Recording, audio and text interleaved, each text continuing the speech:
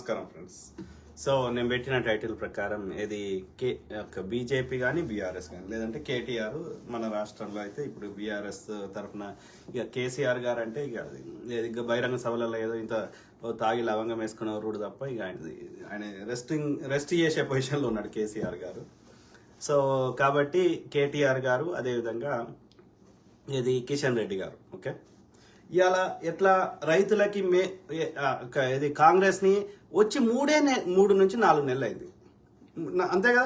కాంగ్రెస్ ఎప్పుడు వచ్చింది? డిసెంబర్ 9, జనవరి, ఫిబ్రవరి 9, మార్చి 9, ఏప్రిల్ 9, 4 నెలలు అయింది. 4 నెలల ఈ గత 1 నెల నుంచి ఎన్నికలు ఈలోనే నడుస్తున్నది. ఫస్ట్ 1-2 months ప్రభుత్వం ఏర్పాటు చేసి ఆ శాఖల మంత్రులను ఏర్పాటు చేసి ఆ శాఖల మీద అవగాహన తెచ్చుకోవడానికే ఫస్ట్ 1-2 months పోయింది. అవునా కాదా? ఎక్కడ వాడికి పరిపాలన చేసే అవకాశం ఏంటి ఇచ్చిర్రా కాంగ్రెస్ కి? వచ్చిన 4 నెలల్లో కాంగ్రెస్ కి ఒక పరిపాలన చేయడానికి అవకాశం ఏడ దొరికింది? ఇప్పుడు ఏది ఎన్నికల కోడ్ నడుస్తున్నది. ఎన్నికల కోడ్ నడుస్తున్నప్పుడు ప్రభుత్వం లేనట్టే లెక్క. అర్థమైందా? ఎందుకంటే ఏ అధికారి అయినా ఎలక్షన్ కమిషన్ చెప్పిందే వింటారు. ఆ ఎలక్షన్ కమిషన్ ని బీజేపీకి అనుకూలమైన వారిని పెట్టుకున్నాడు, అది వేరే ముచ్చట. కానీ ఇలా ఏ అధికారి ఎవరు నిర్ణయం తీసుకునే స్థాయిలో లేరు ఎన్నికలు కూడా అయిపోయేదాకా, అంటే జూన్ అయిపోయేదాకా. అర్థమైందా? ఇక ప్రభుత్వం ఏడుందిరా అయ్యా? ఇవాళ ప్రభుత్వం పోలీసుడు మనం చెప్తున్నాడు, ఐఏఎస్ అధికారి మనం చెప్తున్నాడు, గవర్నమెంట్ లేనట్టే లెక్క. మనం ఏం నిర్ణయం చేసినా ఎన్నికల కోడ్ను ఉల్లంఘించినాం అంటాడు. ఎలక్షన్ కమిషన్ కంప్లైంట్ చేయొచ్చు. సో అంటే ఏం చెప్తున్నా, ఈ 3 నెలలు ఎలక్షన్ కమిషన్ కంట్రోలే ఉంటుంది అందరు అధికారుల మీద, అన్నిటి మీద. నిన్న ముఖ్యమంత్రి గారు రేవంత్ రెడ్డి గారు ఇది భద్రాచలంలో సీతారాముల వారికి ఎట్లయితే కుతుబ్ షాహీలు ప్రారంభించిన సాంప్రదాయాన్ని అది కంటిన్యూ చేస్తూ వస్తున్నాం తరతరాలుగా. సో ఆ విధంగా మనం భద్రాచల రామునికి రేవంత్ రెడ్డి గారు ముత్యాలు కానుకలు పట్టు వస్త్రాలు సమర్పించే సాంప్రదాయానికి పోవద్దంటాడు ఎన్నికల కమిషన్ వాడు. అదే ఎన్నికల కమిషన్ గతంలో మరి కేసీఆర్ గారిని ఓనిచ్చింది. ఈ ద్వంద్వ నీతి ఉన్నది. కాబట్టి నేను ఏం చెప్తున్నా, ఈ వచ్చిన 4 నెలల్లో ఇప్పుడు ఈ 3 నెలలు ఈ యొక్క గత నెల నుంచి ఇప్పుడు ఇంకో 2 నెలలు, సో ఇది మొత్తం ఈ ఎన్నికలకు కూడా అమలవుతుంది.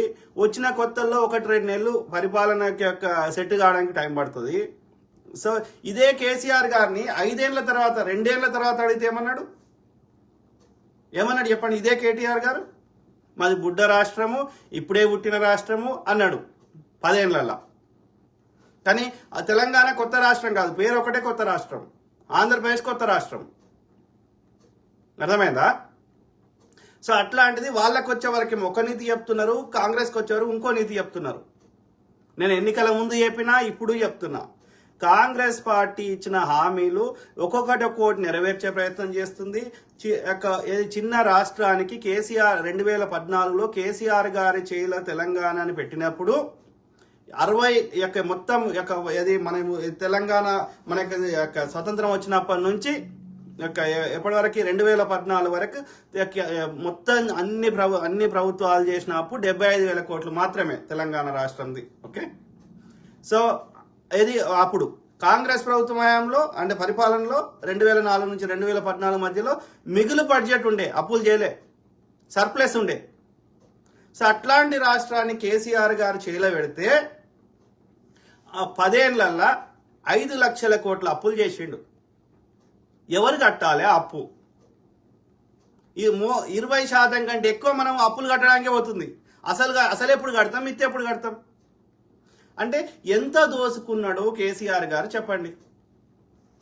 ఇలా దయ్యాలు వేదాలు వల్లిస్తుంటే కేటీఆర్ గారు ఇలా ఇది టీవీ9 మాదే ఉంది అని చెప్పి పోయి నీతి వాక్యాలు చెప్తా అంటే ఎవడు బాగుపడ్డారా?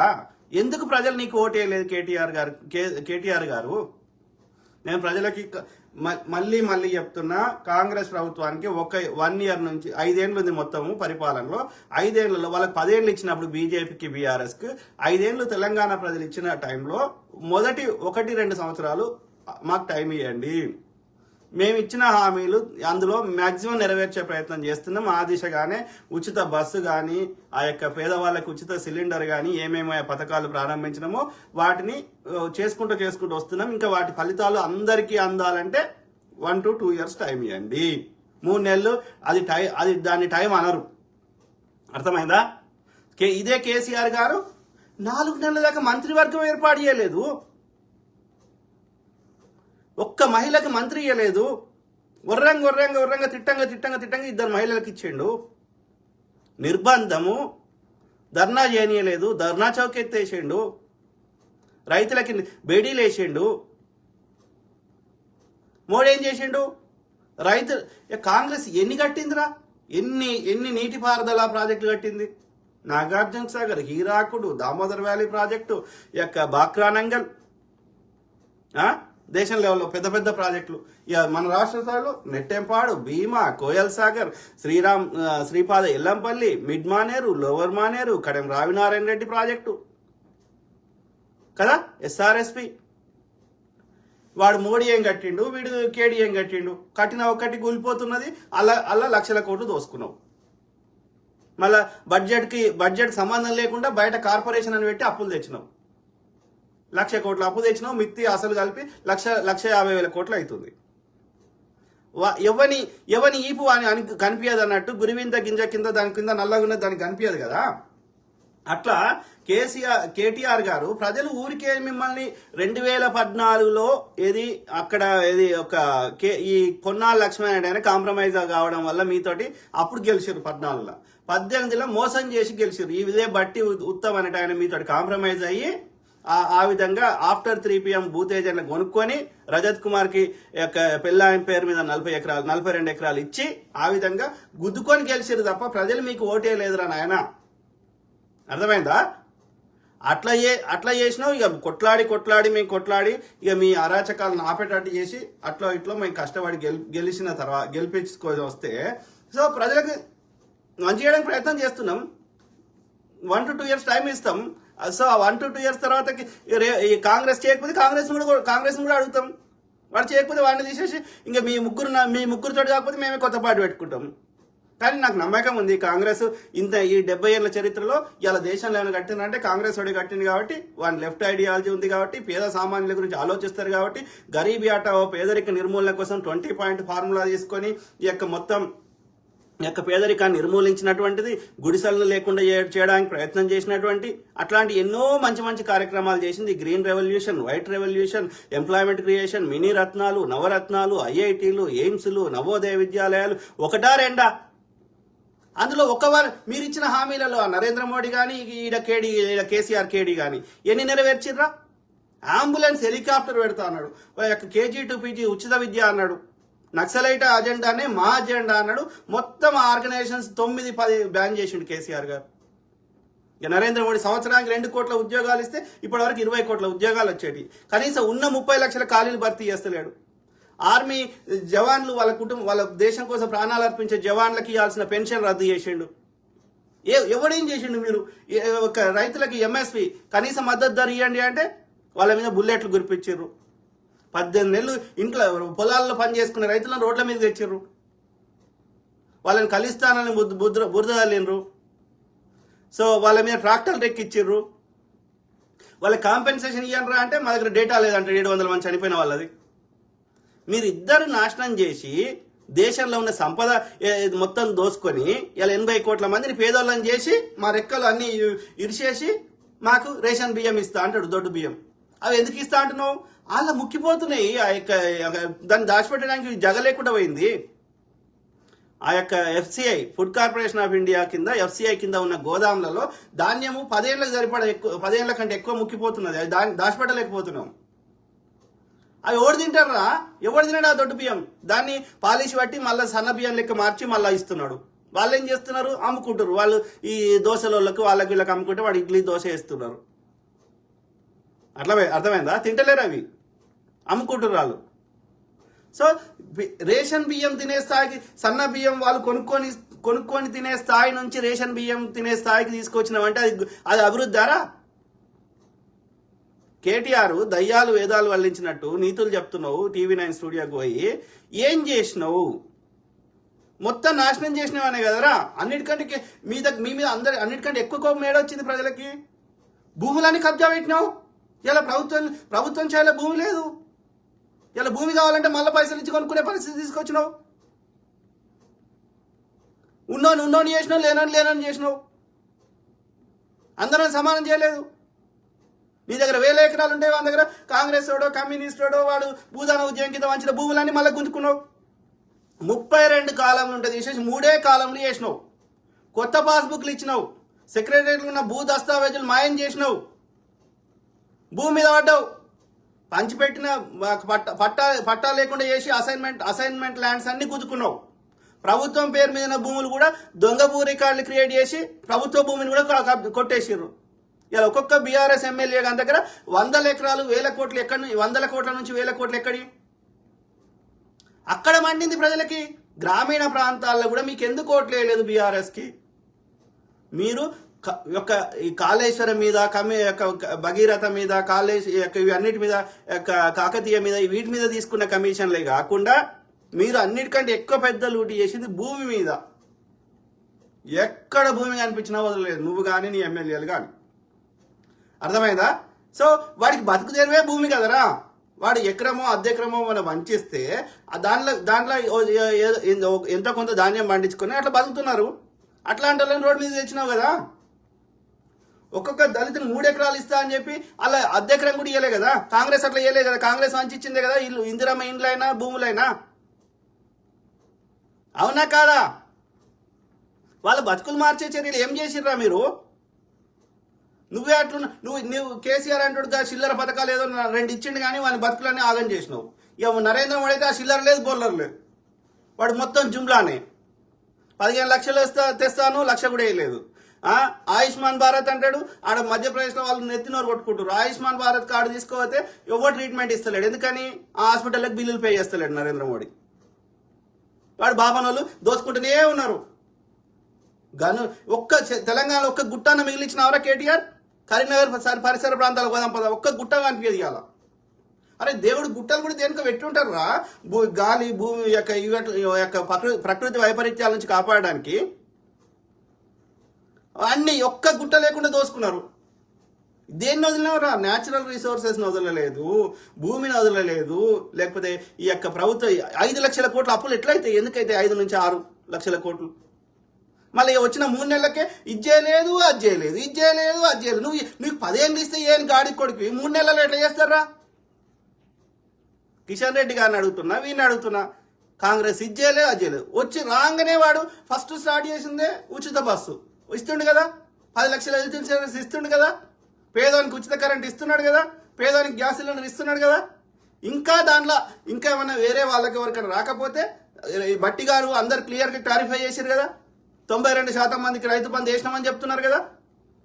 మీరు శ్రీశైలం ఒక పబ్లిక్ రోడ్లకు కూడా రైతు బంధు ఇచ్చిన వాడు. అమెరికాలో 1000 కోట్లు సంపాదించుకునే వాళ్ళకి కూడా 100 ఎకరాలు ఉన్న వాళ్ళకి కూడా రైతు బంధు ఇచ్చినావు నువ్వు. అవన్నీ బంద్ చేసినాం కదా. పేదానికి సాయం చేయాలి కదరా. మిగతానికి బతుకు తెరువు చూపెట్టాలి కదా. ఏడ టైం ఇచ్చినావు రా? ఏడాది నుంచి 2 ఏళ్ళు ఇయ్యరారా టైం? వానికి 10 ఏళ్ళు ఇస్తారు. వీనికి వాడు 3 నెలల దాకా మంత్రివర్గం ఏర్పాటు చేయడు. వీనికి ఇయ్యరారా టైం? అరే నేను ఎందుకు కూరుకుంటాం రా? అరే కేటీఆర్ నీ కాలంలో ఒక్క పరీక్ష జరిగిందారా? ఇప్పుడు నువ్వు నోటిఫికేషన్ వేసినావు కానీ అన్ని పేపర్ లీక్లు చేసినావు కదరా. కాంగ్రెస్ వచ్చినాక ఆ నర్సులకి ఇప్పుడు గురుకులాల పోస్టులకి ఒక 25 నుంచి 30 వేల పోస్టులు అన్నా వచ్చినాయి కదా. వచ్చిన 2-3 నెలలకి అన్ని చేసినప్పుడు ఎందుకు చేయర్రా? చేయకపోతే ఎందుకు కూరుకుంటాం? అక్రమ నిర్బంధాలు లేవు. ధర్నా చేసుకొని ఇస్తున్నాం. కాంగ్రెస్లో ఎవరున్నా సరే, అది రేవంత్ రెడ్డి గారైనా, ఎవరున్నా సరే, ఉత్తమ్ రెడ్డి గారైనా, బట్టి రెడ్డి గారైనా, ఇంకో రెడ్డి గారైనా, సో కాంగ్రెస్ విధానాలను పాటించాల్సిందే.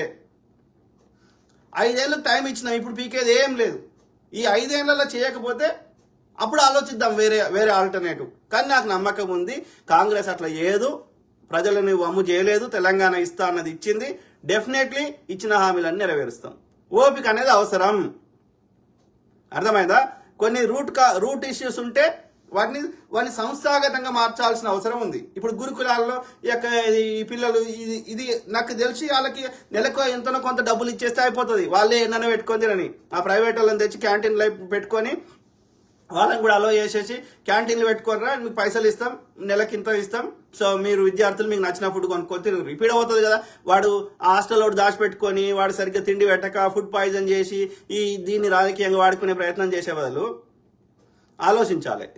ఈ ఎడ్యుకేషన్ డిపార్ట్మెంట్లో కానీ విద్యా వైద్య విధానంలో సమూలమైన మార్పులు తీసుకురావాల్సిన అవసరం ఉంది.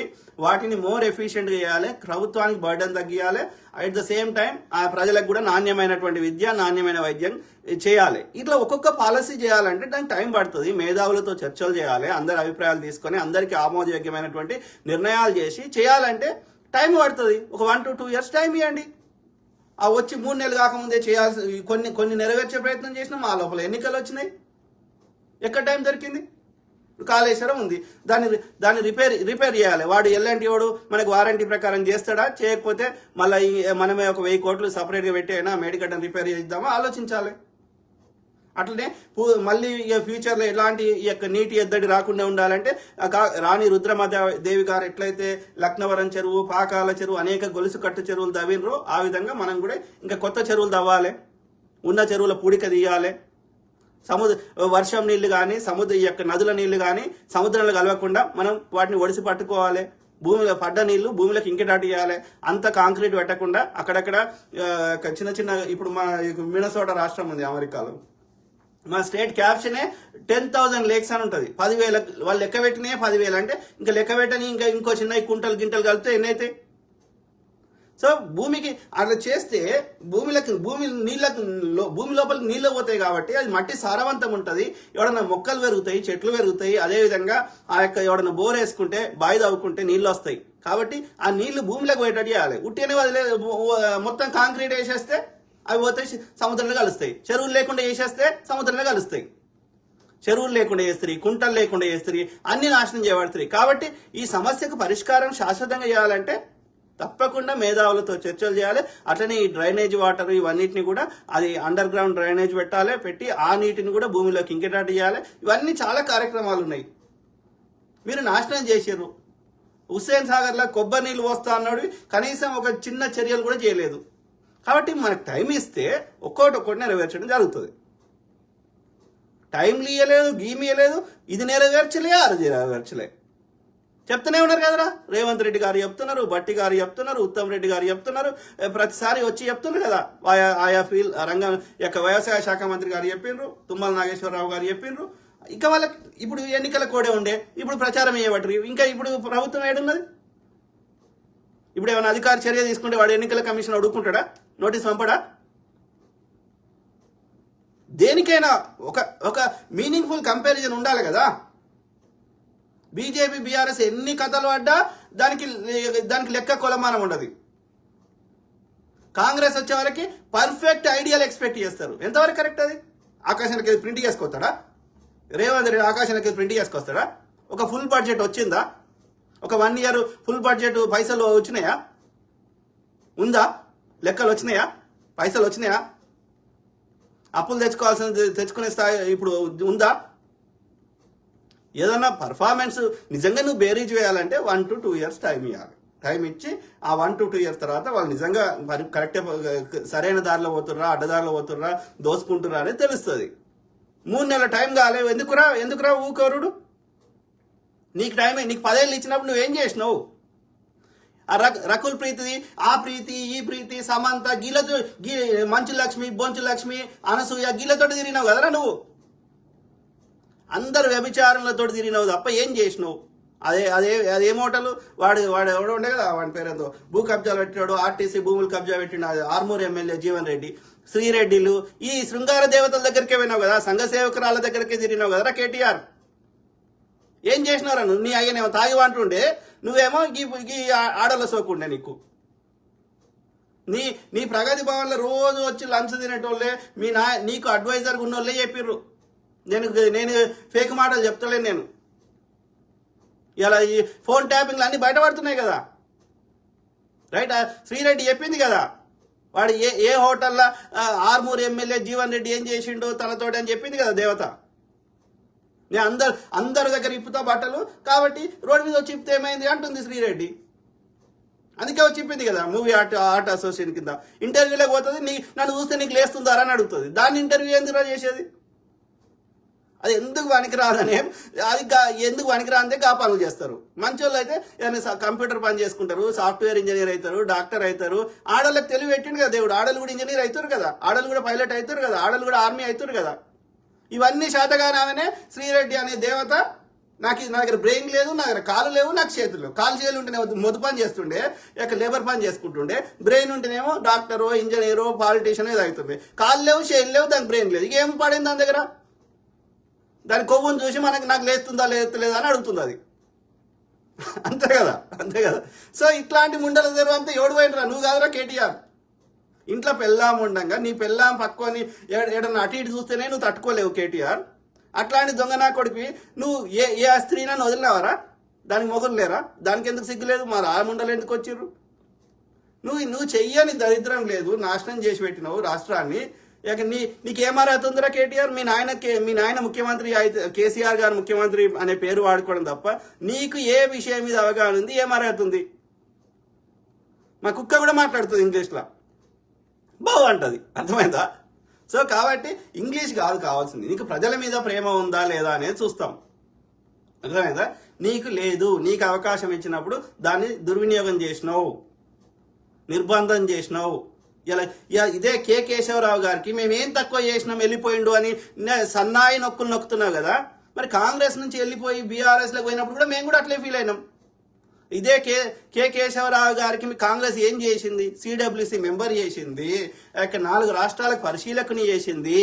ఇదే కె కేశవరావు గారిని పిసిసి ప్రెసిడెంట్ చేసింది. ఇదే కె కేశవరావు గారిని జనరల్ సెక్రటరీ చేసింది. ఇదే కె కేశవరావు గారిని పిసిసి అధ్యక్షుడు చేసింది.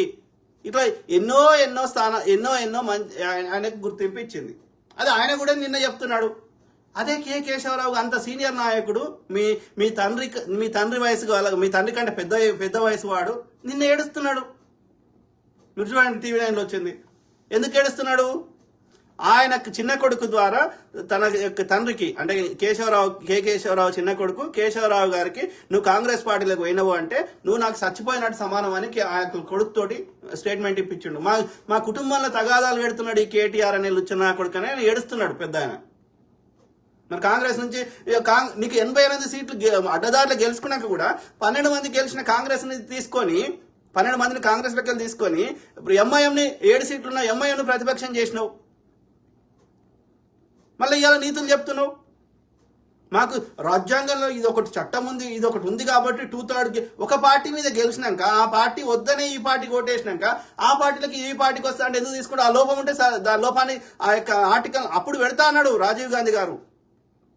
ఈ ఆయారాం గయారాం కల్చర్ వద్దురా అని చెప్పి రాజీవ్ గాంధీ గారు తెచ్చిర్రు ఆ చట్టం. ఏది ఫిరాయింపుల నిరోధక చట్టం తెస్తే అద్వానీ అనే చెత్తనా కొడుకు అలా 2/3 పోతా అంటే కలుపుకోవచ్చు అని అది పెట్టనీయలేదు. రేపు కాంగ్రెస్ వస్తే ఒక పార్టీ మీద గెలిచిన వాడు 5 ఏళ్ల దాకా పోకూడదు. 5 ఏళ్ల తర్వాత నువ్వు ఏమన్నా విక్కో, గంతే. అది ఆ చట్టం తీసుకొచ్చినే చెల్లుతుంది, లేకపోతే ఇది వర్కౌట్ కాదు. 5 ఏళ్ల దాకా వాడు పార్టీ మారకూడదు. ప్రజలు ఎన్నుకున్న దానికి అర్థమే లేదు అట్లయితే. అర్థమైందా? సో అది ప్లస్ రెండోది, వాళ్ళకి నచ్చిన బిల్లు మీద బిల్లులో కరెక్టా తప్ప అనేది వాళ్ళకి ఇష్టం ఉన్నట్టు ఈ విప్పు అనేది కాకుండా వాళ్ళకి నచ్చినట్టు వేసుకునే అవకాశాన్ని కల్పించాలి. అందుకే అంటున్నా, ప్రతి దాంట్లో అది 70 ఏళ్ల కింద పెట్టిన రాజ్యాంగంలో అప్పుడు గింత దేడుషారు ఉంటారు, గింత అబ్యూజ్ చేస్తారు అనుకోలేదు కాబట్టి అప్పుడు మేధావులు వాళ్ళు రాజ్యాంగం రాశారు. అందులో కొన్ని ఇప్పుడు 70 ఏళ్ల తర్వాత కొన్నిట్లలో అబ్యూజ్ ఎక్కువ చేస్తున్నారు కాబట్టి, వాటిని దుర్వినియోగం చేస్తున్నారు కాబట్టి ఆ లోపాలను సరిదిద్దాలంటే దానికి కొత్తగా అమెండ్మెంట్ తీసుకురావాలి, కొన్ని కొత్త అమెండ్మెంట్స్ తీసుకురావాలి. మూల సూత్రాలు మౌలిక సూత్రాలు మారవు, సౌభ్రాతృత్వము ఇట్లాంటివన్నీ, కానీ అందులో కొన్ని అమెండ్మెంట్స్ తీసుకురావాలి. కేంద్రంలో కాంగ్రెస్ వస్తే అవన్నీ చేయడం జరుగుతుంది. రాష్ట్రంలో కాంగ్రెస్ ప్రభుత్వం వచ్చింది కానీ ఇంకా అసలు పరిపాలన స్టార్ట్ కాలేదు కాబట్టి 1 to 2 years టైం ఇద్దాం. ఆ తర్వాత కూడా మనకు అంత అనుకూలంగా మనకు సరిగ్గా ఆ చెప్పిన హామీలలో ఒక 50% 60% కూడా నెరవేర్చే దిశగా ప్రయత్నం చేయకపోతే తప్పకుండా కొట్లాడదాం. ఈ 5 ఏళ్లలో కొట్లాడినా మనకి ఏమి ఫలితం రాకపోతే, మనం ఆశించిన స్థాయిలో ఒక ఇచ్చిన మొత్తం వాళ్ళు ఇచ్చిన హామీలలో ఒక 60-70% నెరవేర్చకపోతే తప్పకుండా మనమే కొత్త పార్టీ పెట్టుకుందాం. కానీ నాకు నమ్మకం ఉంది, కాంగ్రెస్ పార్టీ చరిత్రలో ఇప్పటి వరకు అట్లా ప్రజల భావోద్వేగాలతో ఆడుకోలేదు. మనం స్కాములు అంటారు కదా, ఈ స్కాములు అనేది దొంగ నా కొడుకులు. నువ్వు స్కాములు చేయకుండా వానికంటే మంచి చేయాలి కదా. మరి ఏదైనా ప్రాజెక్ట్ కడితే 10 రూపాయలు 20 రూపాయలు తిన్నారు అనుకుందాం ముచ్చట కోసం. సో ఆ 10-20 రూపాయలు నువ్వు స్కాములు అంటున్నావు, కానీ నువ్వు మరి ఒక్క స్కామ్ చేస్తలేనప్పుడు వానికంటే ఎక్కువ కట్టాలి కదా. కాబట్టి నేనేమంటున్నా, ఈ స్కాములు ఈ లొల్లి వద్దు. కాబట్టి 10-20 రూపాయలు ఏ ప్రభుత్వం వచ్చినా దాన్ని చట్టబద్ధత చేసేస్తే పీడవుతుంది. ఆ 10-20 రూపాయల కంటే ఎక్కువ తింటే అది నేరం అవుతుంది. అర్థమైందా? సో నువ్వు అన్ని స్కాములను వాని మీద బురదలుతున్నావు అంటే వాడు అన్ని మంచి పనులు చేసే ప్రయత్నం చేసిండని అర్థం. మరి నువ్వు నీ మీడియాని చేయలేట్టుకుని పొద్దుగాలేసి వాని మీద స్కాములు అంటున్నావు, కానీ నువ్వేం చేసినావో చెప్పొచ్చు కదా. 10 ఏళ్ళు తక్కువ టైం కాదు కదా 2 టర్మ్స్ అంటే. కేసీఆర్ గారు ఏం చేశారు, మోడీ గారు ఏం చేశారు? అప్పులు చేసిర్రు, దోసుకున్నారు తప్ప ఏమైనా ఏం కట్టిర్రో చెప్పండి. రైతులకు కానీ ఏ సామాజిక వర్గానికి కానీ నిరుద్యోగులకు కానీ చెప్పండి. ఎవ్వరికి ఏం చేసింది లేదు. ఎస్, కాంగ్రెస్ చెప్పింది మహిళలకి 2500 వేస్తా అన్నది వేస్తుంది, తప్పకుండా వేస్తుంది. పేద మహిళలకి, ఒంటరి మహిళలకి, అట్లనే వృద్ధులకి ఇంకా ఇవ్వాల్సిన ఏమైనా ఉంటే ఇస్తుంది. ఏమేమి హామీలు ఉన్నాయో ఒక్కొక్కటి నెరవేర్చడం జరుగుతుంది. ఒక ఫుల్ బడ్జెట్ రాని ఒక 1 to 2 years లో ఇచ్చిన హామీలు అన్నీ నెరవేరుస్తాం. 3 నెలలు చాలా తక్కువ టైం. ఓకే, అర్థమైందా? సో ఆ క్రమంలో నేను చెప్తున్నా, ఇక రేవంత్ రెడ్డి గారి మీద మనం ఆ క్యాండిడేట్లను అనే బీజేపీ వాడు ఇన్ఫ్లుయెన్స్ చేసిండా, మరి ఏ కారణం చేతనో లేకపోతే పైసలు అవసరం ఉండి పార్టీకి ఫండింగ్ కావాలని చెప్పి పైసలు ఇచ్చే శక్తి ఉన్న వాళ్ళకి ఇచ్చిండా, ఏ కారణం ఏదైనా సరే నేనేమంటున్నా అంటే, మన కేంద్రంలో ఈ యొక్క బీజేపీ 10 ఏళ్ల యొక్క దుష్ట పరిపాలన మోడీని ముందట పెట్టి ఆర్యబ్రాహ్మణులు ఆ దుష్ట శక్తులు పరిపాలించినటువంటి దేశాన్ని మళ్ళీ ఒక 80 ఏళ్ళ 100 ఏళ్ళ వెనుకకు తీసుకుపోయినటువంటి దీన్ని ఆపాలంటే అన్ని ప్రజాస్వామిక సంస్థలు వ్యవస్థలు ఆ యొక్క ఇండిపెండెంట్ గా పనిచేయాలంటే అక్కడ బీజేపీ దిగిపోవాలి. కాబట్టి నేను ప్రజలకు ఏమని రిక్వెస్ట్ చేస్తున్నా, కాంగ్రెస్ బొమ్మ మీద ఎవరిని ఉమ్మని చెక్క నిలబెట్టినా సరే, ఓకే, మన కేంద్రంలో బీజేపీని దింపితేనే మన కేంద్రం నుంచి రావాల్సిన మన వాటాలు మూటాలు వస్తాయి. అట్లనే ప్రజాస్వామ్యం పరిడవిల్లుతుంది, అట్లనే ఈ దోపిడీ ఆగుతుంది. అర్థమైందా? ఇవాళ కేంద్రం నుంచే మన రాష్ట్రంలో ఎన్నో సంస్థలు వచ్చినాయి, ఎన్నో నీటి పారుదల ప్రాజెక్టులు వచ్చినాయి, ఎన్నో విద్యా సంస్థలు వచ్చినాయి. అవన్నీ ఇప్పుడు ఒక్కటి కూడా రాలే కేంద్రం ఈ బీజేపీ పాలనలో. ఆ ఇచ్చిన హామీలు కూడా మనకు నెరవేర్చలే. విభజన హామీలు మన యొక్క సోదర రాష్ట్రమైన ఆంధ్రప్రదేశ్ కూడా నెరవేర్చలే. కాబట్టి బీజేపీ పోవాలంటే కాంగ్రెస్ బొమ్మ మీద నిలబెట్టిన ఉమ్మని జక్కన్నైనా గెలిపించండి. మీ కాలు మొక్క ఇండియాలో ఉంటే ఇంటికి తిరిగి కాలు మొక్కటని. ఓకే, ఎందుకంటే మనము పెద్ద బిగ్ కాజ్ ఆలోచించాలి. 500 రూపాయలు తెల్లారి ఒక 1-2 రోజులలో వాడి ఎన్నికల ముందు ఇచ్చే 500-1000 రూపాయలు అది ఊరు లేవదు, పీరు లేవదు. ఒక వారం రోజులు కూడా మనకి ఏం ఖర్చులకు వెళ్ళాయి. కాబట్టి మన పిల్లల భవిష్యత్తుని తాకట్టు పెడతా, మన భవిష్యత్తును తాకట్టు పెడతా, మనకి దరిద్రమైన రేషన్ దొడ్డు బియ్యం దీన్ని బతికే స్థాయికి బతికే బదులు 500 కోసం ఆలోచించకండి ప్లీజ్. కాంగ్రెస్ బొమ్మ మీద నిలబెట్టిన అందరినీ ఇప్పుడు 16 ఒకటంటే ఎంఐఎం అది పోని కానీ. సో అది అక్కడ ఓల్డ్ సిటీలో ముస్లిమ్స్ ఎక్కువ ఉంటారు. అక్కడ ఎంఐఎం ఎప్పటి నుంచో చాలా ఏళ్ళ నుంచి అక్కడ ఉన్నది, అదే గెలిచే అవకాశం ఉంది. కాబట్టి సో ఎంఐఎం ఒక సీటు తీసేస్తే మిగిలిన 16 సీట్లలో కాంగ్రెస్ బొమ్మ మీద ఎవరిని బలమైన అభ్యర్థి కానీ బలహీన అభ్యర్థి కానీ దయచేసి గెలిపించండి. ఇక్కడ గెలిపించిన సీట్లు ఆంధ్రప్రదేశ్ ప్రజలకు కూడా అదే చెప్తున్నా. అక్కడ ఏది వైసీపీ వాళ్ళు ఏమంటున్నారు, మాకు ఎన్ని ఎంపీ సీట్లు వచ్చినా అది బీజేపీకే మద్దతు ఇస్తామని వైసీపీ వాడు అంటుండు. ఇక టీడీపీ వాడు అయితే ఏకంగా పొత్తే పెట్టుకున్నాడు. అంటే అక్కడ ఆంధ్రప్రదేశ్లో వైసీపీ వాళ్ళు టీడీపీ వాళ్ళు జనసేన వాళ్ళు బీజేపీ ఎలాంటి లబ్ధి చేకూర్చకున్నా ఆంధ్రప్రదేశ్కి బీజేపీతో సంకనాకుతున్నారు. కాబట్టి ఆంధ్రప్రదేశ్లో కూడా మీరు 1 గెలిపించినా 2 గెలిపించినా 10 గెలిపించినా కాంగ్రెస్ని అది కేంద్రంలో మనకి కాంగ్రెస్ ప్రభుత్వం రావడానికి సహకారం అవుతుంది. రాహుల్ గాంధీ గారు క్లియర్గా చెప్పిండ్రు, ఏది కేంద్రంలో కాంగ్రెస్ ప్రభుత్వం వస్తే ఫస్ట్ మీకు ప్రత్యేక హోదా ఇవ్వడం జరుగుతుంది. ఇంకా మీ పోలవరానికి జాతీయ ప్రాజెక్ట్ కింద మీకు రావాల్సిన నిధులు ఇవ్వడం జరుగుతుంది. బీజేపీ వాడు ఈ బాపనోడు ఎవ్వరికేమి ఇవ్వడు. వానికి తెలిసింది దోసుకోవడం తప్ప. కాబట్టి ఆంధ్రప్రదేశ్, నేను తెలంగాణలో వచ్చి బతుకుతున్న ఆంధ్రాల గురించి మాట్లాడుతున్నాను. ఆంధ్రప్రదేశ్లో బతుకుతున్న అక్కడ ఉన్నటువంటి లోకల్లో ఉన్నటువంటి వాళ్ళ గురించే మాట్లాడుతున్నాను. ఎందుకంటే తెలంగాణలో వచ్చి బతుకుతున్న ఈ సెటిలర్స్ కొంతమంది వాళ్ళ స్వార్థమే చూసుకుంటారు తప్ప ఆంధ్రప్రదేశ్లో ఏమవుతుంది అనేది వాళ్ళకి అనవసరం. కాబట్టి వాడు తెలంగాణను ఉద్దేశంలో పెట్టుకొని తెలంగాణ సెటిల్ అయిన ఆంధ్రాలో మాట్లాడతారు. వాళ్ళు ఆంధ్రాలో ఉన్న ఆంధ్ర ప్రజల గురించి ఆలోచించారు. కాబట్టి ఆంధ్రప్రదేశ్లో ఉన్న ఆంధ్ర ప్రజలకే నేను చెప్తున్నా, ఆంధ్రప్రదేశ్లో మీరు కాంగ్రెస్ని ఎన్ని గెలిపించినా అవి కేంద్రంలో కాంగ్రెస్ వస్తే మీకు ఇవ్వాల్సిన హామీలు నెరవేర్చడం జరుగుతుంది. మాకు మీ మీద ఎలాంటి శత్రుత్వం లేదు. స్వతంత్రం వచ్చినప్పుడు 14 రాష్ట్రాలు ఉండి ఇలా 29 అయినాయి, రేపు 70 కూడా కావచ్చు. కాబట్టి అన్ని చిన్న రాష్ట్రాలు ఉంటే ఏం కాదు, అన్ని మంచిగా పరిపాలన జరుగుతుంది. ఇప్పుడు యూపీ ఉన్నది, పెద్ద రాష్ట్రం ఉంది, దాన్ని 4 రాష్ట్రాలు చేస్తే అన్ని ప్రాంతాలు బాగుపడతాయి. అర్థమైందా? సో కాబట్టి ఆంధ్రప్రదేశ్ కూడా ఇవాళ ఆంధ్రప్రదేశ్ సపరేట్ కాకపోతే హైదరాబాద్ చుట్టే డెవలప్ అయ్యేది, ఆంధ్రాలో ఏమీ జరగకపోతుండే. ఇలా ఆంధ్రప్రదేశ్ ప్రభుత్వం ఏమైనా చేసినా, ఏమైనా అభివృద్ధి చేసినా ఆంధ్రప్రదేశ్లో జరుగుతుంది. కాబట్టి చిన్న రాష్ట్రాలు ఎప్పుడైనా ప్రగతికి సోపానాలు. అర్థమైందా? భారతదేశానికి విడిపోతా అంటే తప్పు, కానీ భారతదేశంలో ఉన్నంత వరకు అది ఎలాంటి తప్పు కాదు. అర్థమైందా? బ్రిటిష్ వారి కాలంలో వాడు 2/3 భూమి గుంజుకుంటేనే మిగిలిన 1/3 భూమిని 356 సంస్థానాలు ఉండే, అంటే మిగిలిన 2/3 భూములు ఎంత ఉండే ఆలోచించండి. అంటే 1000 చిన్న చిన్న రాష్ట్రాలు ఉండే అని అర్థం. అర్థమైందా? సో కాబట్టి కాంగ్రెస్ని తెలుగు రాష్ట్రాల్లో ఎన్ని సీట్లు అయితే అన్ని గెలిపియండి. కేంద్రంలో మనం అధికారంలోకి వస్తాం. అధికారంలోకి వస్తే మన 2 తెలుగు రాష్ట్రాలకు రావాల్సిన ఎన్ని వచ్చినట్టు చేసుకుందాం. గతంలో వచ్చినాయి, మళ్ళీ వస్తాయి.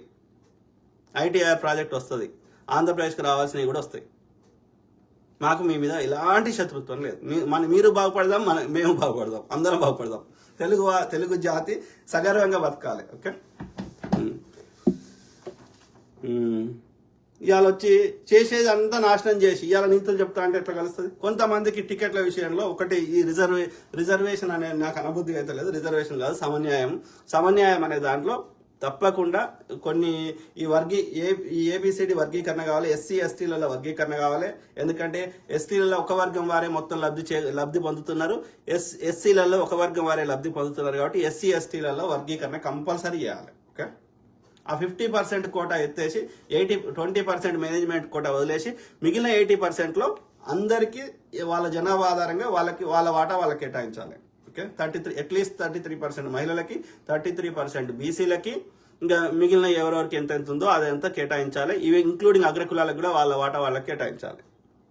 అందరికీ ఒకటే కట్ ఆఫ్ మార్క్ పెట్టాలి. 99 మార్కులు అవసరం లేదు. అరౌండ్ 100కి 60 మార్కులు 70 మార్కులు వస్తే చాలు. ఆ ఇచ్చిన పని చేస్తే చాలు. ఆ పని రిలేటెడ్ ప్రశ్నలు అడగాలి. 60 నుంచి 70 మార్కులు వస్తే చాలు, ఫస్ట్ క్లాస్ వస్తే చాలు. సో ఆ తర్వాత అందరికి ఒకటే కట్ ఆఫ్ మార్క్ పెట్టాలి. వాళ్ళకి 60 మార్కులు కూడా తెచ్చుకునే స్థాయి లేకపోతే వాళ్ళకి ట్యూషన్ చేసి చెప్పుకో, 10 సార్లు రా ఎగ్జామ్, దానికి కావాల్సిన ఖర్చులు కానీ దానికి సంబంధించిన సహకారం కానీ చేస్తాం. కానీ 60 మార్కులు రాకుండా, నీకు ఆ పని తెలియకుండా నీకు ఉద్యోగం ఇవ్వడం జరగదు. అర్థమైందా? సో అట్లా కొన్ని మార్పులు చేసుకుంటే వానికి టాలెంట్ లేని వాళ్ళు వస్తున్నారు, 30 మార్కులు వచ్చినాడు వస్తున్నాడు, అవసరం లేదు. 30 మార్కులు కాదు, అది వ్యక్తికి క్వాలిఫికేషన్ కాదు, అది ఉద్యోగానికి క్వాలిఫికేషన్. ఒక ఉద్యోగం ఉంది, 10 క్వాలిఫైడ్ ఉంటే లాటరీ సిస్టమ్ పెట్టాలి. అట్లా కొన్ని మార్పులు చేసుకుంటే అందరికి సమన్యాయం దొరుకుతుంది. మోడీ అనేట ఆయన జనాభా లెక్కలు చేస్తలేడు, కులగణన లెక్కలు చేస్తలేడు. అట్లనే ఈ యొక్క మహిళా బిల్లు మహిళల ఓట్ల కోసం పెట్టిండు, కానీ దాన్ని ఇంప్లిమెంట్ చేస్తలేడు. దానికి 100 క్లాజులు పెట్టిండు. అదేమున్నది? 1/3 సీట్లు మహిళలకు ఇస్తే అయిపోయింది కదా, ఏముందల్లా?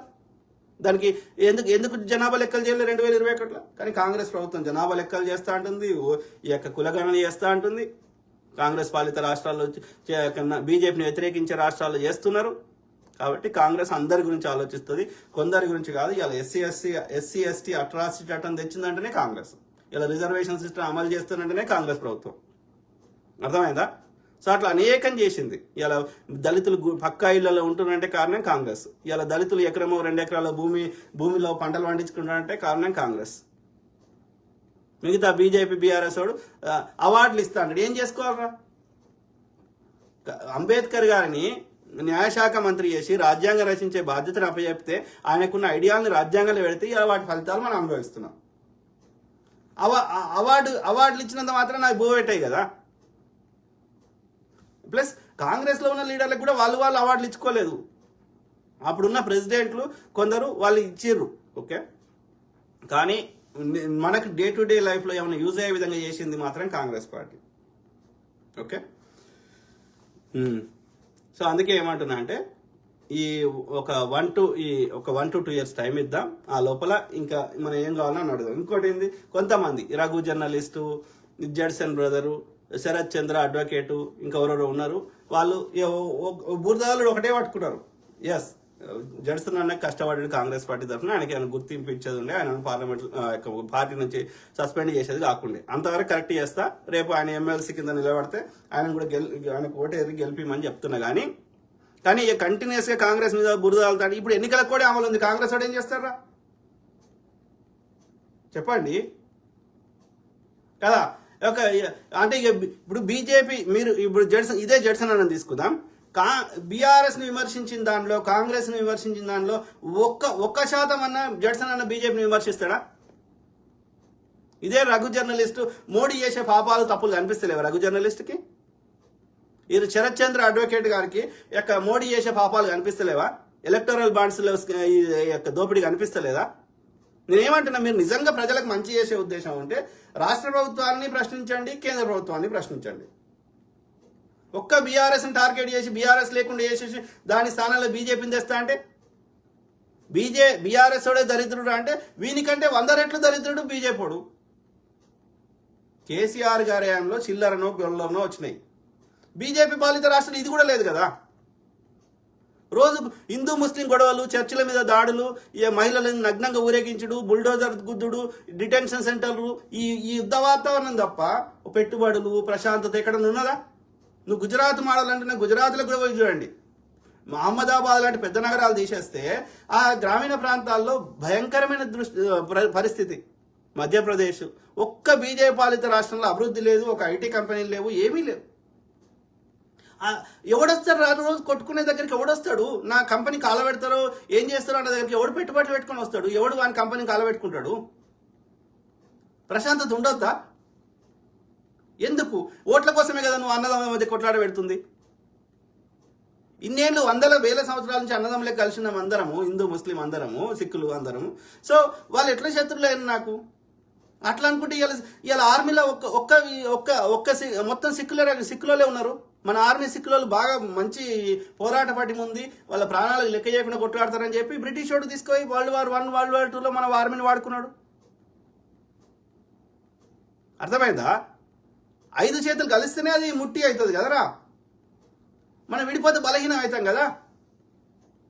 అరే ఎవరు ఏ దేవుని మొక్కుంటే నాకు వచ్చే నష్టం ఏంది? నా దేవుని మొక్కుంటే నన్నేమంటున్నారు? అది వ్యక్తిగత విశ్వాసం. దాన్ని రాజకీయాలకు ఎందుకు తీసుకొస్తున్నావు? కరెక్ట్ కాదు కదా. ఇప్పుడు నేను శ్రీరామనవమి చేసుకుంటా అంటే ముస్లింలు వద్దనలే కదా. వై ప్రజల్ని ఎందుకు తప్పుదోవ పట్టిస్తున్నావు? యువకులని విషయం ఎందుకు నింపుతున్నావు యువకుల లోపల? నాకు తిండి కావాలి కదా, కట్టుకోవడానికి బట్ట కావాలి కదా, నేను బతకడానికి కావాల్సిన నాకు కావాలి కదా. హిందూ అయినా ముస్లిం అయినా ఫస్ట్ నేను మనిషిని కదా. తర్వాత అదొక విశ్వాసం, అదొక నమ్మకం కదా. నాకు పుట్టినప్పుడు నాకు తెలియకుండా నేను ఒక ముస్లిం తల్లి పుట్టినా అనుకో, నేను హిందూ కుటుంబంలో పెరిగితే ఎవరికి తెలుస్తుంది నేను ముస్లిమా హిందూ అని? నేను చెప్పుకుంటే తప్ప దేవుడు మన యొక్క శరీర మీద ఏదైనా స్టాంప్ వేసి ఇస్తలేడు కదా నువ్వు హిందూ ముస్లిం అని చెప్తలేడు కదా. అట్లా అంటే ప్రకృతి దగ్గర ఎక్కడ డిఫరెన్స్ లేనప్పుడు ఉన్నదానికంటే ఉన్నతంగా బతకడానికి ఏ మతం చెప్పినా అదే ముచ్చట చెప్తుంది. కొట్టుమని చెప్పదు. ఏ మతంలో కూడా వేరే అన్య మతస్థుని కొట్టుమని ఎక్కడ రాయాలి? ఏ ఖురాన్లో రాయాలి? ఏ బైబిల్లో రాయాలి? జిహాద్ అని అంటుండు కదా. జిహాద్ అంటే వాని అరబిక్ భాషలో పవిత్ర యుద్ధం. ఎవరి మీద పవిత్ర యుద్ధం? దేనికి పవిత్ర యుద్ధం? చదవండి. వాళ్ళు 2 ట్రైబ్స్ వాళ్ళు, 2 జాతుల తెగల వాళ్ళు కొట్లాడుకున్నారు. మేమే మహమ్మద్ ప్రవక్తకి నిజమైన వారసులము అంటే మేమే నిజమైన వారసులము. అర్థమైందా? ఒకరు కొడుకు సైడు, ఒకడు అల్లుడు సైడు. అర్థమైందా? ఈ యొక్క క్యాలిఫ్ అంటే తెలుసు కదా, క్యాలిఫట్. సో ఖిలాఫత్ మూవ్మెంట్ కూడా వచ్చింది అప్పుడు. నేనే నిజమైన వారసుని అంటే నేనే నిజమైన వారసుని ప్రాఫెట్కి, మహమ్మద్ ప్రవక్తకి. సో ఆ క్రమంలో ఒక తెగవారు ఇంకో తెగని, ఇప్పుడు అంటే అవి అన్ని బిల్డింగ్లు వచ్చినాయి, డెవలప్ అయింది, ఆయిల్ వచ్చినాక. అప్పుడు అంతా ఎడారి ప్రాంతాలు ఇవి, ఎడారి దేశాలు ఇవి, ఏవి దుబాయ్, సౌదీ ఇవన్నీ. సో ఒక తెగవారు ఎడారిలో పోతుంటే ఇంకో తెగవారు వాళ్ళని చంపిర్రు, వాళ్ళ మీద దాడి చేసిర్రు. ఎన్నిసార్లు దాడి చేసి ఎన్నిసార్లు ఇట్లా దెబ్బలు పడతామని చెప్పి ఒక తెగవారు ఒక తెగ నాయకుడు ఏమన్నాడంటే, ఇక నుంచి మన ఎవరైనా చంపితే ఆ తెగవారిని తిరిగి కొడదాము, ఆత్మరక్షణ కోసం మనం తిరిగి దెబ్బ కొడదాం, మనని కొట్టినోడిని మనం చంపినోడిని ఇక చూసుకుంటా కూర్చోవద్దు, మనం కొట్టినోడిని మళ్ళీ కొడదామని చెప్పిండు. దాని పేరే పవిత్ర యుద్ధం. జిహాద్ అంటే గది. అన్య మతస్థులని కొట్టుమని ఎక్కడా రాయలేదు. తమ ఆత్మరక్షణకు భారత్ అయినా అదే చెప్తుంది.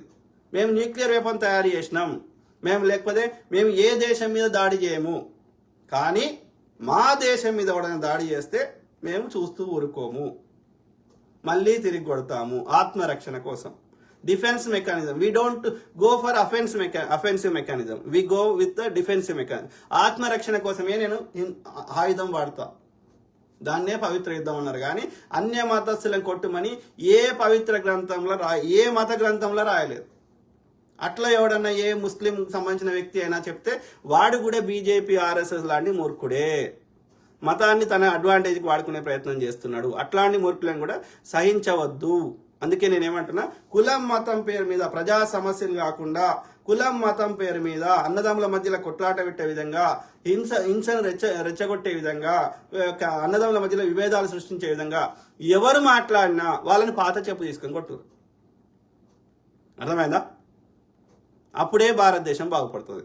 ఇవాళ అమెరికాలో ఈ అభివృద్ధి అయిన ఏ దేశం అన్నా తీసుకోండి, అన్ని దేశాలకు వీసాలు ఇచ్చి అనేక కులాల వారు, అనేక మతాల వారు, అనేక రంగుల వారు, అనేక భాషల వారు ప్రశాంతంగా, ఈ ఇంగ్లీష్ రాకపోయినా మెక్సికన్ వారు, స్పానిష్ వారు, చైనీస్ వారు, ఆఫ్రికాకు సంబంధించిన వారు, నల్లతోలు ఉన్న వాళ్ళు, తెల్లతోలు ఉన్న వాళ్ళు, ఇక రకరకాల రంగుల వాళ్ళు, ఇంతమంది ప్రశాంతంగా అమెరికాలో ఒకటే చట్టాన్ని పాటిస్తూ బతికినప్పుడు భారతదేశంలో ఉన్న 3-4 ప్రధాన మతాలకు ఎందుకు కొట్లాట వస్తుంది? వస్తలేదు, రాలేదు. 500 సంవత్సరాలు ముస్లిం రాజులు పరిపాలించారు మన యొక్క హైదరాబాద్ని. ఎప్పుడు రాలేదు కొట్లాట? హిందూ ముస్లిం గొడవలు కాలేదు. కలకత్తాని 500 సంవత్సరాలు ముస్లిం రాజులు పరిపాలించారు. ఎప్పుడు రాలేదు కొట్లాట? ఎక్కడెక్కడైతే బీజేపీ ఆర్య బ్రాహ్మణి పాలన ఉందో అక్కడనే గొడవలేని, అప్పుడు ఇప్పుడు ఎప్పుడు. ఎందుకని? ఇవి చేయిస్తుందే బీజేపీ వాని స్వార్థం కోసం. భారతదేశంలో జరిగిన 99% దాడులు బీజేపీ హయాంలోనే అయినాయి. బీజేపీ వాడే చేయించాడు. ఆ 1-2% కూడా పాకిస్తాన్ తోటి బీజేపీ వాడే చేయించండి అని నా అనుమానం. ఎందుకంటే ఇదే వాజ్పేయి గారు సంజౌతా ట్రైన్ అని పట్టుకొని ముషరఫ్తో కలవడానికి పోయిండు. పోయి వచ్చినాక వారం రోజులకే కార్గిల్ యుద్ధం అయింది. అర్థమైందా? పిల్వని పేరంటానికి పోయినట్టు నవాజ్ షరీఫ్ దగ్గరికి పోయి భోజనం చేసేది వచ్చిండు ఇదే యొక్క నరేంద్ర మోడీ. కాంగ్రెస్ ఏనాడు అట్లా చేయలేదు. 2 దిక్కుల శత్రువు ఎందుకని చెప్పి ఇవాళ బంగ్లాదేశ్ మన యుద్ధానికి పోయి పాకిస్తాన్ ఓడించి బంగ్లాదేశ్ ప్రజలను రక్షించి ప్రపంచ పటంలో కొత్త దేశాన్ని ఏర్పాటు చేసింది కాంగ్రెస్ పార్టీ. ఇదే బీజేపీ హయాంలో పార్లమెంట్ మీద అఫ్జల్ గురు దాడి చేస్తే ఇన్వెస్టిగేషన్ చేసి ఆ విధంగా ఆ దాడికి మూలకారకుడైనటువంటి అఫ్జల్ గురును ఉరిదీసింది కాంగ్రెస్ పార్టీ. ఇదే దిల్సుఖ్నగర్లో దాడులు చేస్తే ఇన్వెస్టిగేషన్ చేసి నేషనల్ ఇన్వెస్టిగేషన్ ఏజెన్సీ NIA స్థాపించి ఆ యొక్క ఇన్వెస్టిగేషన్ చేసి అందులో దోషిగా ఉన్నటువంటి భక్తులు అంటే ఆయన్ని నేపాల్లో నుంచి పారిపోతుంటే పట్టుకొచ్చి లోపల వారేసింది కాంగ్రెస్ పార్టీ. ఇలా రా అండ్ అనాలిసిస్ వింగ్ మన యొక్క నిఘా విభాగాన్ని ఏర్పాటు చేసింది కాంగ్రెస్ పార్టీ. భారతదేశాన్ని మొదటి న్యూక్లియర్ వెపన్ దేశంగా చేసింది కాంగ్రెస్ పార్టీ. ఇక్కడ మతం ఎందుకు వచ్చింది? కాంగ్రెస్ అంటూ ఎక్కడ ముస్లింలకి కాంగ్రెస్ ఫేవర్ చేసిందో నాకు చెప్పండి. ముస్లిం లా బోర్డు ఉంది అంటాడు, హిందూ లా బోర్డు కూడా ఉంది. హిందువులు కూడా తమ పర్సనల్గా వాళ్ళకి నచ్చిన విధంగా పెళ్లిళ్ళు చేసుకోవడం హిందూ చట్టం కూడా ఉంది. హిందూ యాక్ట్ ఆఫ్ మ్యారేజ్ అని ఉంది. అవును, యొక్క కామన్ యూనిఫామ్ క్రిమినల్ కోడ్ ఉంది. యొక్క నేరం చేస్తే, దొంగతనం చేస్తే ఏ మతం వాడికైనా సేమ్ శిక్షలు ఉన్నాయి. ఎవరిని చంపితే, మర్డర్ చేస్తే ఏ మతం వాడికైనా సేమ్ శిక్షలు ఉన్నాయి. కామన్ క్రిమినల్ కోడ్ ఉంది. కామన్ సివిల్ కోడ్ సాధ్యం కాదు. ఎందుకంటే ముస్లింలైనా హిందువులనే 100 రకాల తెగలు ఉన్నాయి. ఇప్పుడు ఎస్టీలనే చెంచులు, కోయలు, యొక్క లంబాడాలు, ఇంకా రకరకాల జాతులు ఉన్నాయి. అట్లా ఒక్కొక్కరికి ఒక్కొక్క ఆచార వ్యవహారాలు, ఒక్కొక్క తిండి కల్చరు, ఒక్కొక్క జీవన విధానం ఉంది. అవన్నీ యూనిఫామ్ ఎట్లా చేస్తుంది? చేస్తున్నావు అంటే అవన్నీ వాళ్ళ యొక్క అస్తిత్వాన్ని వదిలేసి ఆ బ్రాహ్మణుడు చెప్పినట్టుగా బతుకమని చెప్తున్నావు. ఎట్లా సాధ్యం? అది సాధ్యం కాదు అట్లా. కాబట్టి యూనిఫామ్ సివిల్ కోడ్ అనేది సాధ్యం కాదు. అది ఒకవేళ ఇంప్లిమెంట్ చేయాలని ప్రయత్నం చేస్తే అత్యధికంగా వ్యతిరేకత వచ్చేది హిందువుల నుంచే. అర్థమైందా? సో కాబట్టి ఇక్కడ ఏది ఈ యొక్క భారతదేశంలో జరిగిన అన్ని దాడులకు మూల కారణం ఏది బీజేపీ, ఆర్ఎస్ఎస్, ఆర్య బ్రాహ్మణులు వాని అధికారం కోసం మాత్రమే.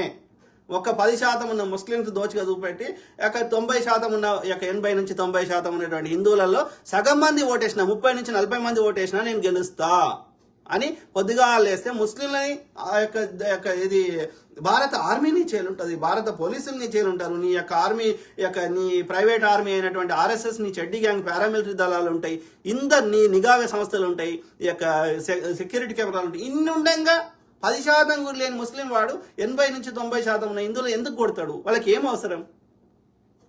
Common sense. ఇన్నేళ్ల నుంచి లేని యుద్ధం ఇప్పుడు ఎందుకు వస్తుంది? బీజేపీ పరిపాలించే రాష్ట్రాలనే బీజేపీ పరిపాలించడం ఎందుకు అవుతుంది? పుల్వామా దాడి జరిగింది, దేశంలోకి 200 కేజీల ఆర్డీఎక్స్ ఎందుకు వచ్చింది అనేది ఇప్పటి వరకు ఇన్వెస్టిగేషన్ జరిగిందా? దోషికి శిక్ష పడ్డదా? ఆర్టీఏ కింద డేటా అడిగితే నో డేటా అవైలబుల్ అంటది ఎన్డీఏ కూటమి. No data available. ఏది అడిగినా నో డేటా అవైలబుల్. సో నువ్వు దోపిడీ చేసుకుంటూ నీ దోపిడీ నుంచి ప్రజల దృష్టి మరల్చడానికి ఈ మతం పిచ్చి లేపుతా అంటున్నావు. ఎంతవరకు కరెక్టు ఆలోచించండి. నా హిందూ సోదరులారా, సోదరీమణులారా, మనము ఈ బీజేపీ పార్టీ పుట్టక ముందు మన హిందుత్వం పాటించినాం. బీజేపీ పార్టీ ఏ కారణం చేత ఎత్తేసినా మన హిందుత్వాన్ని పాటిస్తాం. హిందుత్వానికి ఎప్పుడూ థ్రెట్ లేదు, అప్పుడు లేదు, ఇప్పుడు లేదు. ఇంకా ఇప్పుడు ప్రపంచవ్యాప్తంగా హిందుత్వం చాలా పెరిగింది. కొన్ని దేశాల్లో 30-40%, మోర్ దాన్ 50% కూడా హిందువులు ఉన్నారు. మీరు ఫిజీ దేశం పోండి, మారిషస్ దేశం పోండి, మోర్ దాన్ 50-60% హిందువులే ఉన్నారు అక్కడ. శ్రీలంకలో జాఫ్నాకు పోండి, మలేషియాకు పోండి, పెద్ద పెద్ద గుళ్ళు, మన దేశాల కంటే అంతకంటే పెద్ద గుళ్ళు ఉన్నాయి. ఇక అమెరికా అయితే నేను చాలాసార్లు చెప్పిన, యూకే, ఇట్లా ప్రపంచంలో ఎక్కడ పోయినా హిందుత్వం పెరిగింది కానీ తగ్గలే. భారతదేశంలో ఇప్పటికీ 84% మంది ఉన్నారు హిందువులు. ఎవడు కన్వర్ట్ అవుతాడు? నిజంగా ఒక సిద్ధాంతాన్ని నిజమైన ముస్లిం కన్వర్ట్ కాడు, నిజమైన క్రిస్టియన్ కన్వర్ట్ కాడు, నిజమైన హిందువు కన్వర్ట్ కాడు. ఎవరైతారు? పాపం ఎవరో దళితులు నువ్వు గుళ్ళకు అంటరానిగా చూపెట్టి వాళ్ళని ఊరికి దూరంగా పెడితే వాళ్ళు నీ యొక్క ఈ వివక్షను తట్టుకోలేక నువ్వేమో ఇట్లా వివక్ష చేయబడితే హిందూయిజంలో వాడేమో యొక్క చర్చలకు రాణిస్తున్నాడు, వాడు అందరినీ సమానంగా చూస్తున్నాడు, చదువుకోనిస్తున్నాడు, వాళ్ళకి ఫండ్స్ ఇస్తున్నాడు. కాబట్టి కొద్దిమంది దళితులు ఈ బ్రాహ్మణోడు చేసే వివక్షను తట్టుకోలేక కొద్దిమంది మారిండ్రు. దళితులు తప్ప ఎవరు మారిండ్రు? మళ్ళీ మారితే వాడు మారిండు, అగ్రకులం కూడా మారిండు, బీసీలో కూడా మారలే.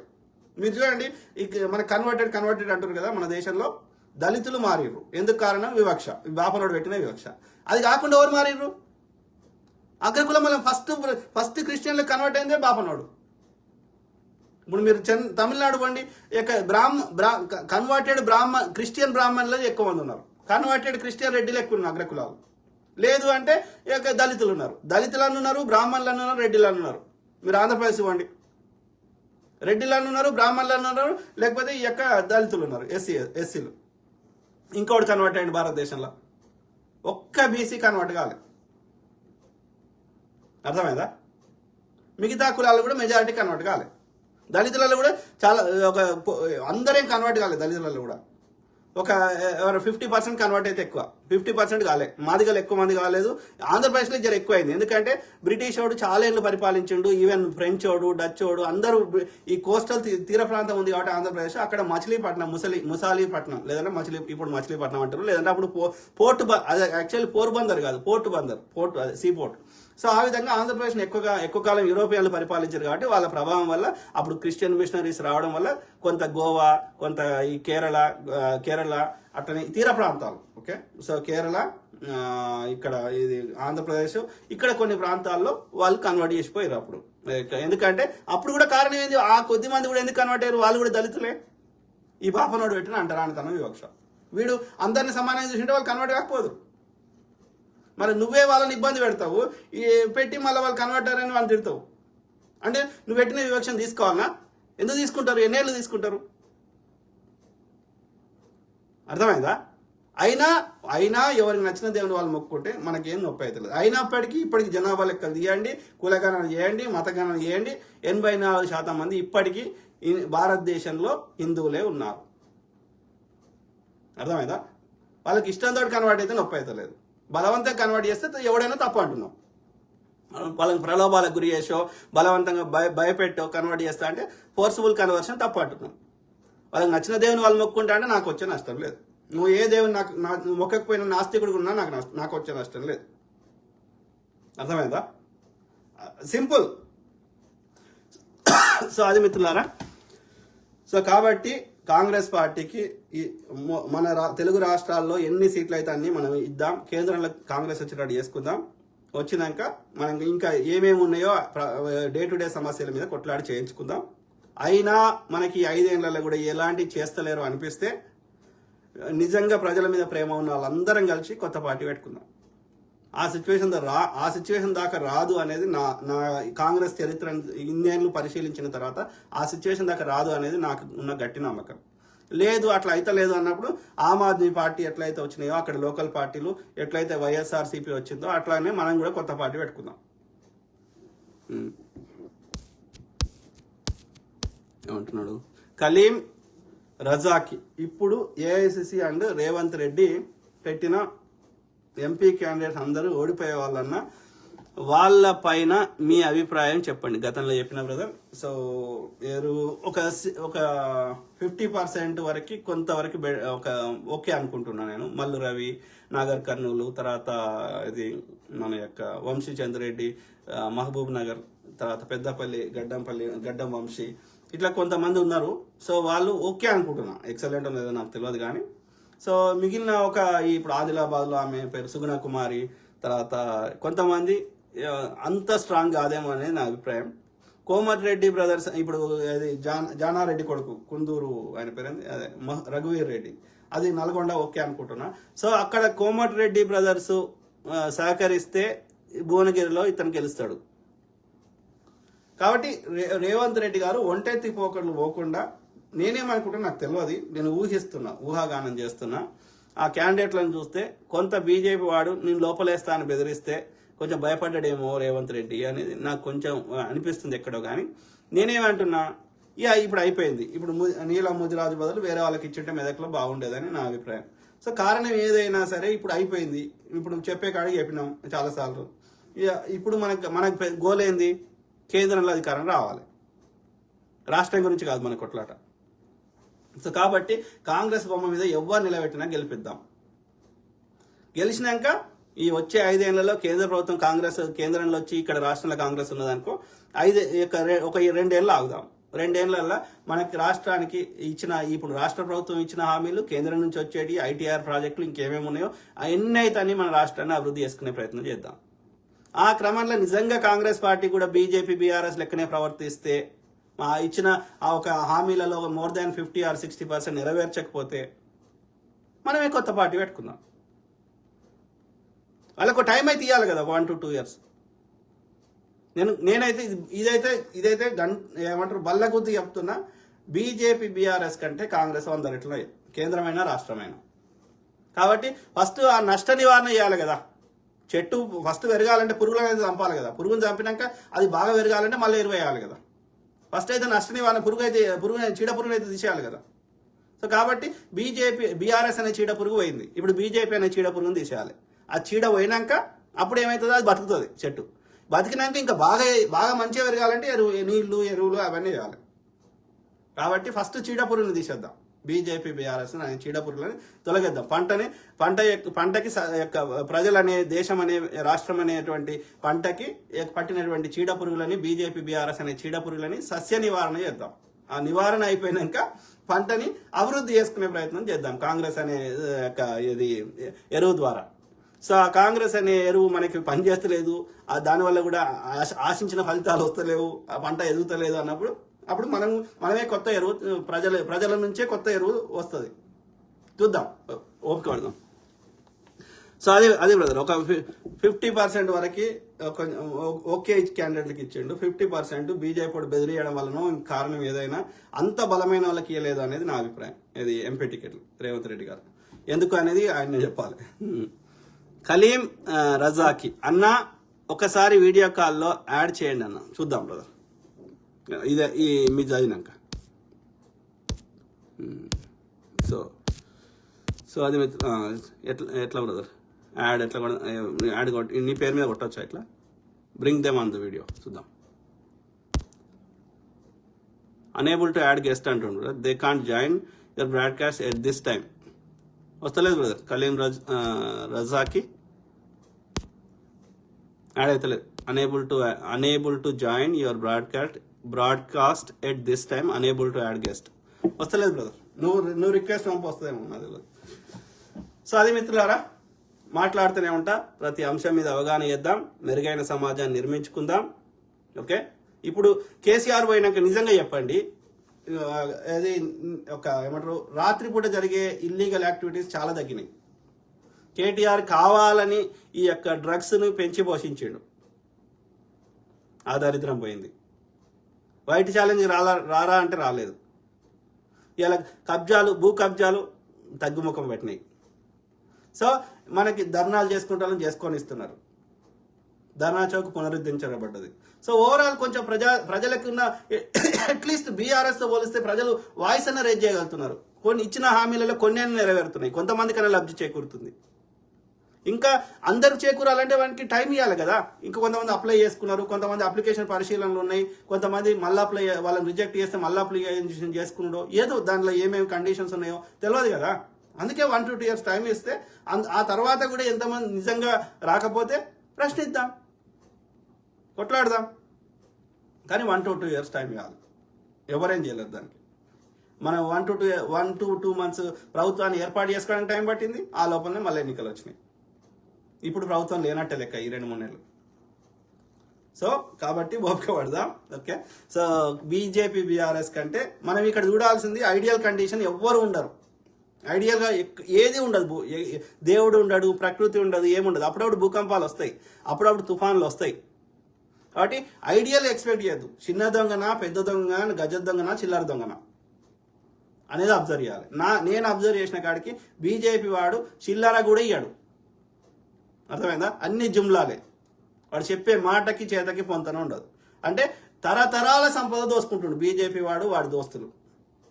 ఆర్య బ్రాహ్మణులు దోసుకుంటారు బీజేపీ పార్టీలో ఉన్న వాళ్ళు, లేదు అంటే ఆ గుజరాతీ దోస్తులు దోసుకుంటారు దేశ సంపద. 10 నుంచి 10 దేశంలో ఉన్న 100 మంది లోపల 10-15 మందే బాగుపడతారు బీజేపీ పాలనలో. మొత్తం దేశ సంపద ఆ 10-15 మంది దగ్గరనే ఉంటుంది. మిగిలిన 85% మంది పేదలుగా బతుకుతున్నారు.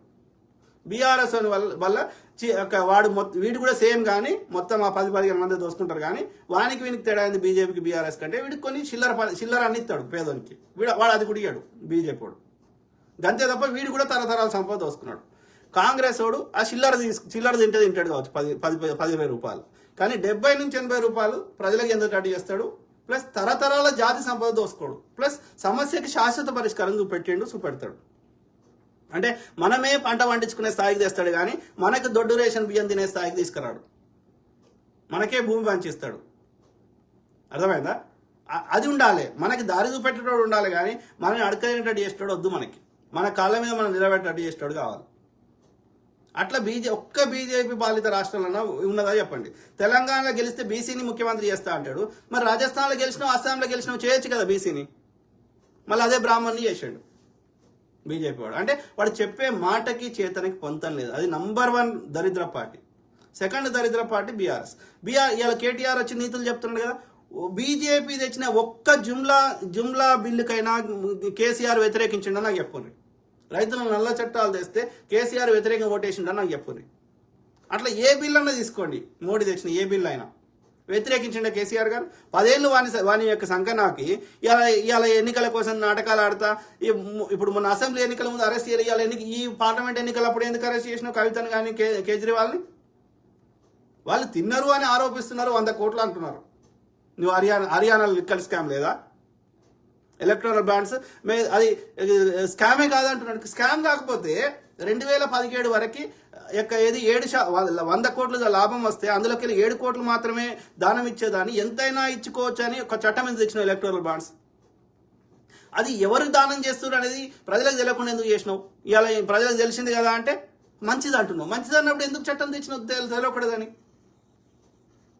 నువ్వే కదా తెచ్చినావు 2017లో, నువ్వే కదా ఎలక్టోరల్ బాండ్స్ తెచ్చినావు. కోర్టు అడిగితే కూడా మేము జూన్ దాకా ఇయ్యము, మా దగ్గర డేటా లేదని అబద్ధం చెప్పించినావు.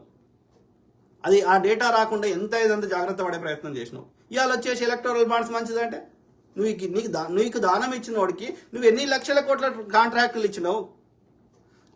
వాడు చేసిన అన్యాయాలు, గేమింగ్ కంపెనీ వాడు ఆ యొక్క గేమ్ల ద్వారా ప్రజల దగ్గర ఎంత డబ్బు లూటీ చేసిండు, అందులోకి వెళ్ళి నీ వాట ఎంత? ఒక్క సిబిఐ ఈడీ అనే దాడులు చేసి ఒక్క కంపెనీ మీద చర్యలు తీసుకున్నావా? వాని కంపెనీ మూతవేటట్టు చేసినావా? నీ వాటాల కోసం నువ్వు కోట్ల ఐటీ దాడులు అన్నావు, కానీ దాని మీద చర్యలు ఉన్నాయా?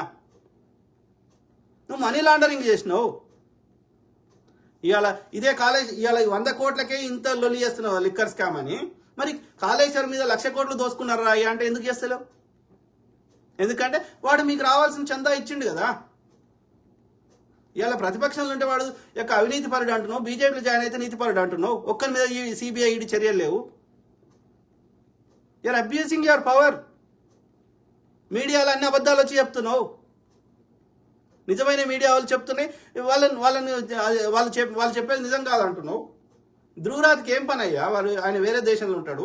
పొద్దుగాలు వేస్తే అన్ని రీసెర్చ్ చేసి ప్రజలకు ఎందుకు చెప్పాలి? ఎన్ని రోజులు ప్రజల్ని భ్రమలో పెడతావు? ప్రజల బతుకులతో ఆడుకుంటావు. కరెక్ట్ కాదు. ఆలోచించండి మిత్రులారా. సో మాట్లాడుతూనే ఉంటా. సో ఎక్కువ కామెంట్స్ లేవు. సో ఐ కీప్ టాకింగ్, మాట్లాడుతూనే ఉంటా. ప్రతి అంశం మీద అవగాహన చేయడానికి నా వంతు నేను కృషి చేస్తా. సర్వే జన సుఖినో భవంతు. God bless all. Take care. Good night. Bye.